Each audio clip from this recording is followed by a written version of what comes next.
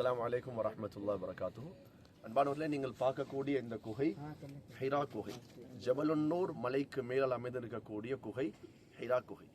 நபி ஸல்லல்லாஹு அலைஹி வஸல்லம் அவர்கள் நபித்துவத்துக்கு முன்னால இந்த குகைக்கு வருவாங்க.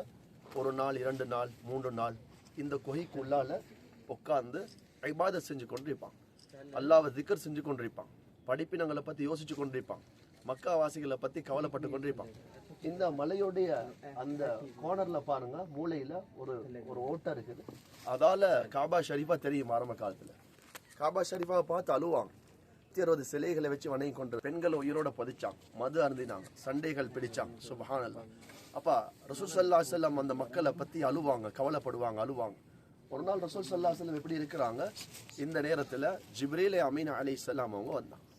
சுப்ஹானல்லாஹ். வஹியை கொண்டு வந்தாங்க. அப்ப முதலாவது ரசூல் ஸல்லல்லாஹு அலைஹி வஸல்லம் அவங்களை கட்டி அணைச்சாங்க. சொன்னாங்க, இக்ரா யா முஹம்மது ஓதுங்கன்னா. ரசூலா சொன்னாங்க, மா அன பிகார், எனக்கு ஓத தெரியான்னு சொன்னாங்க.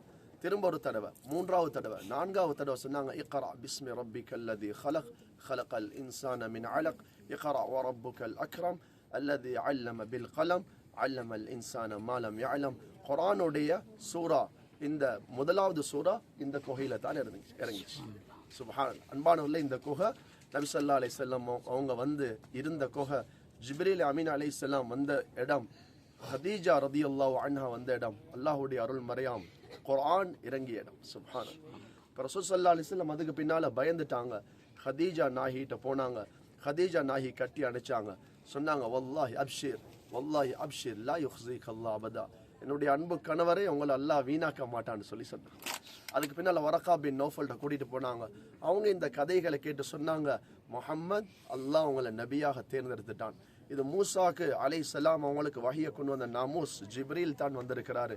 அல்லாஹ் அவங்களை நபியாக தேர்ந்தெடுத்துட்டான். உங்களோட கூட்டம் அடிப்பாங்க, ஏசுவாங்க, உங்களை ஊரை விட்டு அனுப்பிடுவாங்கன்னு சொன்னாங்க.